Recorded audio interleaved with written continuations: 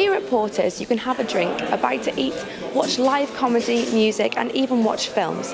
But now the venue has added another creative dimension to its menu by introducing Cardiff's very first pub theatre. Founded in 2014, originally as a Kickstarter campaign, The Other Room announced their opening season named Life in Close-Up at their launch this week, including pieces of their upcoming sets as their backdrop. They will present modern plays from 1950 onwards, working with local talent in the intimate setting of Porter's now former cinema. I spoke to creators Kate Wasserberg and Busy Day about their productions and the theme of Life in Close-Up. So we're doing 3 shows in our opening season, and the season is themed. That was something that was really important to us, was that each season had a really coherent identity of its own.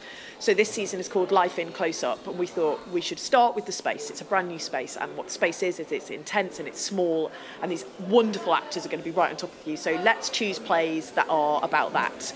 And we knew that we wanted to do at least one play by a Welsh or Wales-based writer, so that's the 3rd slot in our season, and that is a bilingual play called A Good Clean Heart by Ellen Saunders. The first 2 shows are mine, and I knew I wanted to do real modern classics, and I chose them based on what I felt was really important to me at the moment politically, because one thing we really wanted was for this to be a political space that we had something to say.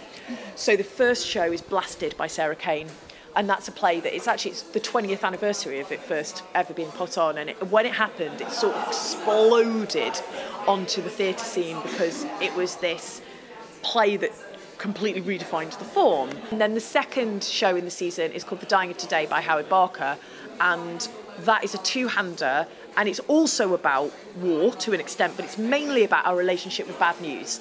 Building work began yesterday for The Other Room, which will now develop the former cinema space into a mini theatre, with room for an audience of 40 people, which the team at The Other Room hope will create an intense theatre experience for a Cardiff audience which has been hoping for a theatre platform like this for some time.